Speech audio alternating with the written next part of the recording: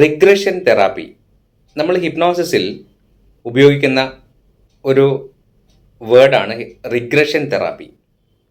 അപ്പോൾ അതിൽ നമ്മൾ ധാരാളം കേട്ട് നമ്മൾ അല്പം അതിശയോക്തി കലർത്തിക്കൊണ്ട് നമ്മൾ പറയുന്ന ഒരു ഹിപ്നോസിസിലെ അല്ലെങ്കിൽ തെറാപ്പിയിൽ ഉപയോഗിക്കുന്ന ഒരു വാക്കാണ് past life regression. Past life regression എന്ന് പറയുന്ന സമയത്ത് നമ്മളെ കഴിഞ്ഞ ജന്മങ്ങളിലേക്ക് നമ്മളെ കൊണ്ടുപോയി ആ കഴിഞ്ഞ ജന്മത്തിൽ നമ്മൾ എന്തായിരുന്നു എന്ന് മനസ്സിലാക്കുകയും തെറാപ്പിയിലാണെങ്കിൽ ആ കഴിഞ്ഞ ജന്മത്തിൽ നമ്മൾ ഉണ്ടാക്കിയെടുത്ത ചില കാര്യങ്ങൾ കൊണ്ട് നമുക്കുണ്ടാകുന്ന മാനസിക അസ്വസ്ഥതകളെ അല്ലെങ്കിൽ ശാരീരിക അസ്വസ്ഥതകളെ മാറ്റുവാനും ഉപയോഗിക്കുന്ന ഒരു ടെക്നിക്കായിട്ട് സാധാരണയായിട്ട് ഹിപ്നോ തെറാപ്പിയിൽ പാസ്റ്റ് ലൈഫ് റിഗ്രഷൻ തെറാപ്പി ഉപയോഗിക്കാറുണ്ട്. എന്താണ് യഥാർത്ഥത്തിൽ റിഗ്രഷൻ തെറാപ്പി എന്ന് പറഞ്ഞാൽ?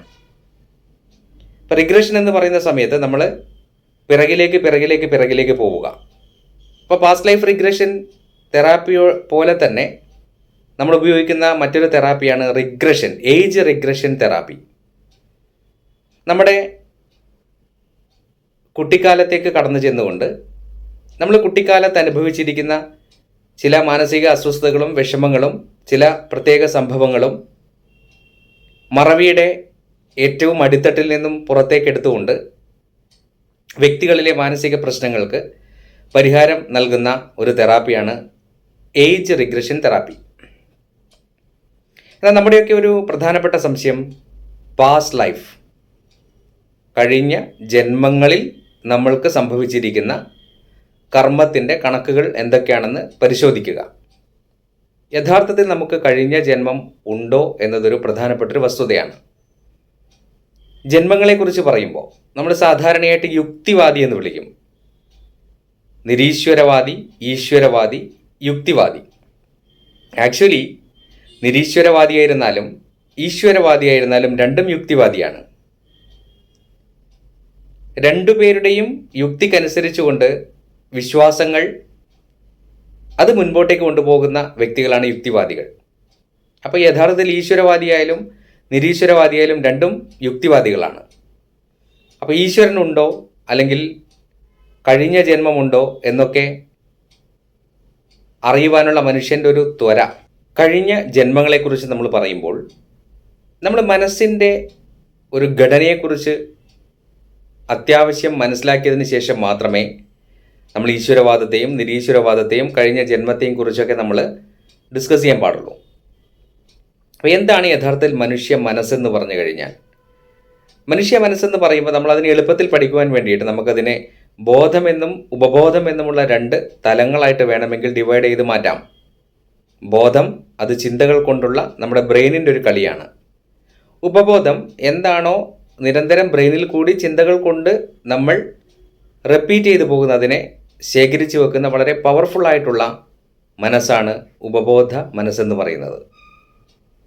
കുറച്ചുകൂടി നമ്മൾ ആഴത്തിലേക്ക് പോയി കഴിഞ്ഞാൽ ഈ ഉപബോധ മനസ്സ് തന്നെയാണ് നമ്മുടെ സോൾ അല്ലെങ്കിൽ ആത്മാവ് എന്ന് പറഞ്ഞൊരു കോൺസെപ്റ്റിലേക്കും വരുന്നത്. അപ്പോൾ സോൾ അല്ലെങ്കിൽ ആത്മാവ് എന്ന് പറഞ്ഞ സമയത്ത് സൈക്കോളജി എന്ന് പറഞ്ഞ വാക്കിൻ്റെ അർത്ഥം തന്നെ ഞാൻ പലപ്പോഴും പറഞ്ഞിട്ടുണ്ട്. ആത്മാവിനെ കുറിച്ചുള്ള പഠനം. സോൾ അല്ലെങ്കിൽ നമ്മൾ സൈക്കോ എന്ന വാക്കിൻ്റെ അർത്ഥം സോൾ എന്ന്, ഓളജി എന്ന് പറഞ്ഞ പഠനം. അപ്പോൾ സൈക്കോളജി ഡിസ്കസ് ചെയ്യുന്നത് ഈ ആത്മാവിനെ കുറിച്ചുള്ള പഠനം തന്നെയാണ്. അങ്ങനെയാണെങ്കിൽ എന്താണ് ആത്മാവെന്ന് ചോദിച്ചാൽ, നമ്മുടെ സൈഗോട്ടായിരിക്കുന്ന അവസ്ഥയിൽ അണ്ടവും ബീജവും കൂടി യോജിച്ച അവസ്ഥയിൽ നമ്മുടെ ഉള്ളിലേക്ക് നമ്മൾ വലിച്ചെടുത്ത പ്രപഞ്ചശക്തിയുടെ മഹാ ഊർജം, അത് നമ്മുടെ ജീവശക്തി, ലൈഫ് ഫോഴ്സ് അല്ലെങ്കിൽ നമ്മുടെ സോൾ അല്ലെങ്കിൽ ആത്മാവ്, അതുമല്ലെങ്കിൽ ഉപബോധ മനസ്സ് എന്നൊക്കെ പറയുന്നു. അപ്പോൾ ഇതൊരു എനർജിയാണ്, പ്രപഞ്ച ശക്തി, കോസ്മിക് എനർജിയുടെ അല്ലെങ്കിൽ നമ്മുടെ പൊട്ടിത്തെറിയിൽ, ബിഗ് ബാങ്ങിൽ കൂടി ഉണ്ടായിരിക്കുന്ന പൊട്ടിത്തെറിയിൽ ഉണ്ടായിരിക്കുന്ന ഊർജത്തിൻ്റെ ഒരു കണികയാണ് യഥാർത്ഥത്തിൽ നമ്മുടെ ഉള്ളിൽ കിടക്കുന്ന ആത്മാവ് അല്ലെങ്കിൽ നമ്മുടെ ലൈഫ് ഫോഴ്സ്.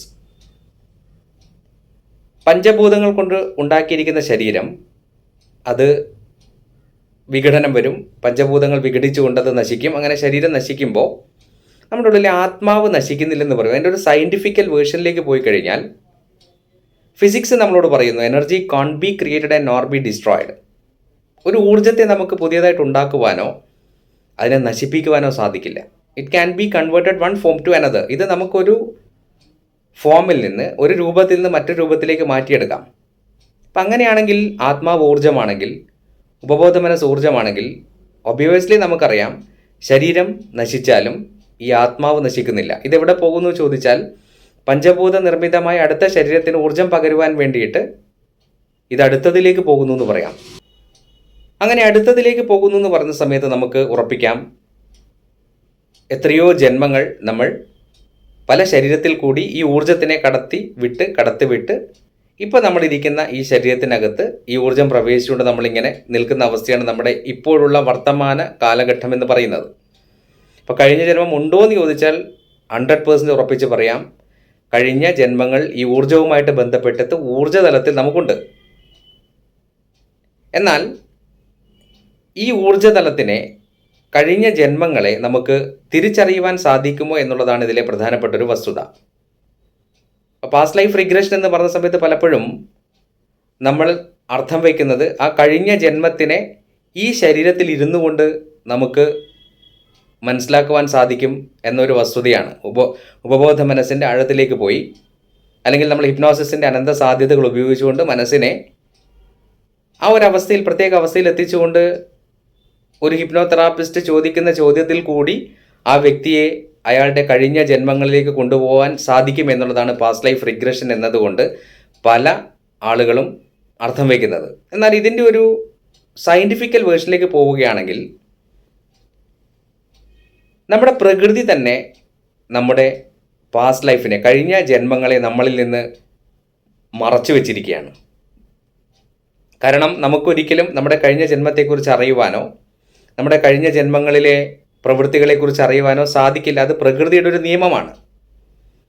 പിന്നെ എന്താണ് യഥാർത്ഥത്തിൽ ഈ പാസ്റ്റ് ലൈഫ് റിഗ്രഷനിൽ സംഭവിക്കുന്നത്? മനസ്സിൻ്റെ കുറച്ചുകൂടി അഗാധമായ തലത്തിലേക്ക് പോയി കഴിയുമ്പോൾ നമുക്ക് മനസ്സിനെ, ഉപബോധ മനസ്സിനെ നമുക്ക് പിന്നെയും അതിൻ്റെ ആഴത്തിലേക്ക് പോയി കഴിഞ്ഞാൽ ഉപബോധ മനസ്സിൻ്റെ അകത്ത് കാണാൻ സാധിക്കുന്ന അതിൻ്റെ പ്രത്യേക കഴിവുകളുടെ അടിസ്ഥാനത്തിൽ ഉണ്ടാക്കിയിരിക്കുന്ന ഊർജത്തിനെ നമുക്ക് ഓരോ പാളികളായിട്ട് നമ്മൾ സങ്കല്പിക്കുകയാണെങ്കിൽ ക്രിയാശക്തിതലം എന്ന് പറഞ്ഞൊരു ഊർജവും, അതായത് നമ്മളെ കൊണ്ട് പ്രവൃത്തി ചെയ്യിപ്പിക്കുന്ന ഉപബോധ മനസ്സിൻ്റെ ശക്തിയും, മെമ്മറി ലെവൽ, നമ്മുടെ ഓർമ്മകളെ ശേഖരിച്ച് വയ്ക്കുന്ന ഉപബോധ മനസ്സിൻ്റെ ഒരു ശക്തിയും, ഹീലിംഗ് പവർ ലെവൽ, നമ്മുടെ രോഗങ്ങളെയൊക്കെ മാറ്റുവാനുള്ള ഒരു ശക്തിയും, ഇൻറ്റ്യൂഷൻ ലെവൽ അഥവാ നമ്മുടെ ട്യൂഷൻ എന്ന് പറഞ്ഞാൽ, ഇപ്പം ഞാൻ നിങ്ങൾക്ക് ഈ യൂട്യൂബ് വഴി തരുന്ന ക്ലാസ് ട്യൂഷനാണ്, ഞാൻ നിങ്ങളെ പുതിയതായിട്ട് പഠിപ്പിക്കുകയാണ്. എന്നാൽ 99% അറിവുകളും നമ്മുടെ ഉള്ളിൽ തന്നെ കിടക്കുന്നുണ്ട്. അതിന് ഇൻറ്റ്യൂഷൻ എന്ന് പറയും. ചില സമയത്ത് നമ്മൾ ആരും പഠിപ്പിക്കാതെ തന്നെ ചില കാര്യങ്ങൾ അറിയുന്നത് ഇൻറ്റ്യൂഷൻ, നമ്മുടെ ഉള്ളിൽ തന്നെ നൽകുന്ന അറിവുകളാണ്. 6th സെൻസ് എന്നൊക്കെ നമ്മൾ പറയും, ESP, എക്സ്ട്രാ സെൻസറി പെർസെപ്ഷൻ എന്ന് പറയും. നമ്മുടെ ഒരു മനുഷ്യൻ്റെ ചിന്തകൾക്കും ബോധത്തിനും അപ്പുറത്ത് നീണ്ടു നിൽക്കുന്ന ഒരു 6th സെൻസ് എന്നൊക്കെ പറയുന്ന ഒരു ഊർജ്ജതലം നമ്മുടെ ഉപബോധ മനസ്സിലുണ്ട്. അതാണ് ഈ പറയുന്ന ഇൻറ്റ്യൂഷൻ ലെവൽ എന്ന് പറയുന്നത്. പിന്നെ വരുന്നത് കോസ്മിക് കോൺഷ്യസ് ലെവൽ എന്ന് പറഞ്ഞൊരു ബോധതലം നമ്മുടെ ഉപബോധ മനസ്സിലുണ്ട്. അതിനെക്കുറിച്ചൊന്നും ഞാനിപ്പോൾ ഡിസ്കസ് ചെയ്യുന്നില്ല. അതിൽ നമ്മൾ ഇൻറ്റ്യൂഷൻ എടുത്തു കഴിഞ്ഞാൽ ഇൻറ്റ്യൂഷൻ്റെ അകത്ത് നമുക്കറിയാത്ത പല കാര്യങ്ങളും, അല്ലെങ്കിൽ നമുക്ക് വരാൻ പോകുന്ന പല കാര്യങ്ങളും, നമ്മുടെ അറിവുകൾ അതിനകത്ത് ഒരുപാട് ശേഖരിച്ച് വെച്ചിട്ടുണ്ട്. പക്ഷേ നിർഭാഗ്യവശാൽ ബോധതലത്തിൽ നമ്മൾ ശരീരബോധത്തോടുകൂടി ജീവിക്കുമ്പോൾ, അല്ലെങ്കിൽ ഈ പ്രകൃതിയിൽ ഭൗതിക ലോകത്ത് ജീവിക്കുന്ന സമയത്ത് ഇതൊന്നും പ്രവർത്തിക്കുന്നില്ല. അപ്പോൾ എപ്പോഴാണ് ഒരു വ്യക്തിയുടെ ഇൻറ്റ്യൂഷൻ ലെവൽ പ്രവർത്തിക്കുക? ഇൻറ്റ്യൂഷൻ ലെവൽ പ്രവർത്തിക്കുന്നത് ആ വ്യക്തിയുടെ ബോധതലം ഈ പ്രപഞ്ചത്തിൽ നിന്ന് അല്പം ഒന്ന് വിട്ടു നിൽക്കുമ്പോൾ മാത്രമാണ്. ഹിപ്നോസിസ് എന്ന് പറഞ്ഞാൽ എന്താണ്? ഹിപ്നോസിസ് എന്ന് പറഞ്ഞാൽ ഇത് തന്നെയാണ്. ബോധതലത്തിനെ താൽക്കാലികമായിട്ട് അല്പസമയത്തേക്ക് മാറ്റി വെച്ചുകൊണ്ട് ഉപബോധതലത്തിനോട് ഒരു ഹിപ്നോതെറാപ്പിസ്റ്റ് അല്ലെങ്കിൽ ഒരു ഹിപ്നോട്ടിസ്റ്റ് ആശയവിനിമയം നടത്തുന്നതിനെയാണ് നമ്മൾ ഹിപ്നോസിസ് എന്ന് പറഞ്ഞ അവസ്ഥ എന്ന് വിളിക്കുന്നത്.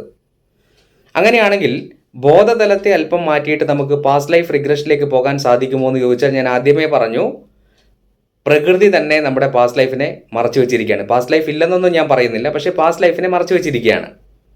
അപ്പോൾ എങ്ങനെയാണ് പാസ്റ്റ് ലൈഫ് റിഗ്രഷൻ എന്ന് പറഞ്ഞ തെറാപ്പി വർക്കൗട്ട് ആവുന്നത്? പലപ്പോഴും സംഭവിക്കുന്നത് ചില പ്രത്യേക കേസുകളിൽ, അതായത് മനസ്സിൻ്റെ അവസ്ഥ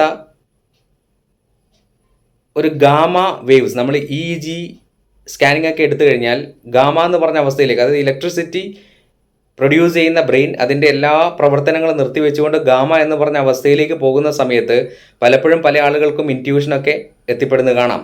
അല്ലെങ്കിൽ ധ്യാനാവസ്ഥയിലേക്ക് പോകുന്ന സമയത്ത് നമുക്ക് തന്നെ ഒരു പക്ഷേ നമ്മുടെ ഓർമ്മകളിൽ കൂടി നമ്മൾ പോലും അറിയാത്ത പലതും കടന്നു പോകാം.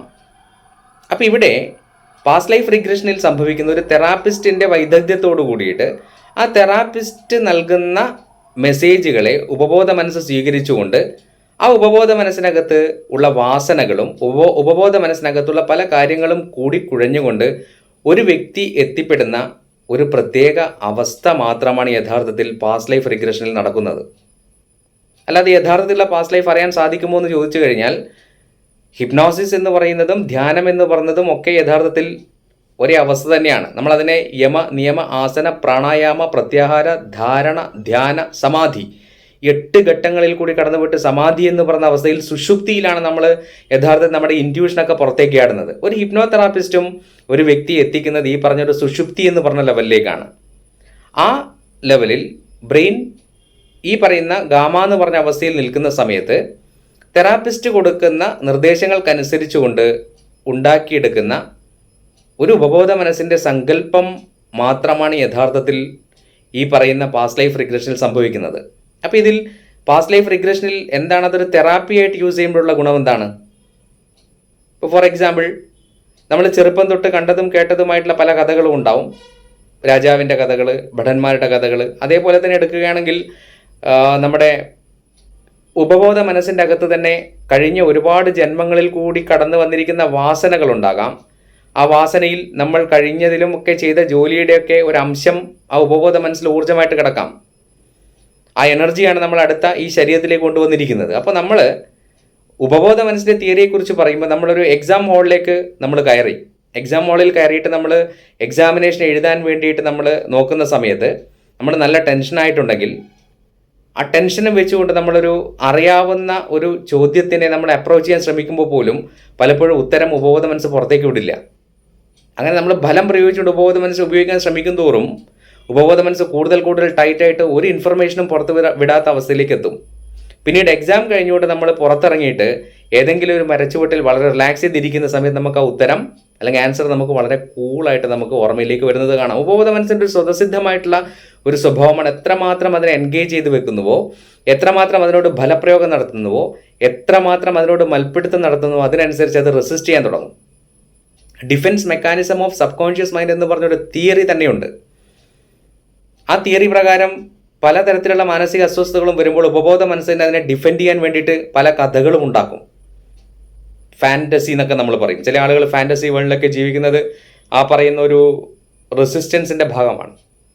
അതുപോലെ തന്നെ ഹിപ്നോസിസിൽ കൂടി പാസ്റ്റ് ലൈഫ് റിഗ്രഷൻ എന്ന് പറഞ്ഞ തെറാപ്പിയിൽ ഹിപ്നോസിസിൽ കൂടി നമ്മൾ ആ വ്യക്തിയുടെ മനസ്സിന് ശാന്തത കൊടുത്തുകൊണ്ട് മാക്സിമം ആ വ്യക്തിയെ റിലാക്സ് ചെയ്യിക്കുന്ന സമയത്ത് ഈ പറയുന്ന ഹിപ്നോട്ടിസ്റ്റ് കൊടുക്കുന്ന സജഷൻ അനുസരിച്ച് കൊണ്ട് തന്നെയാണ് അയാളുടെ കഴിഞ്ഞകാല ജന്മങ്ങളെ അയാൾ ഓർത്തെടുക്കാൻ ശ്രമിക്കുന്നത്. അതിൽ ഒരു 99% ആളുകളും ഹിപ്നോട്ടിസ്റ്റ് കൊടുക്കുന്ന നിർദ്ദേശങ്ങളിൽ നിന്ന് സ്വീകരിക്കുന്ന നമ്മൾ സെക്കൻഡ് സിഗ്നൽ സിസ്റ്റം എന്ന് പറയും.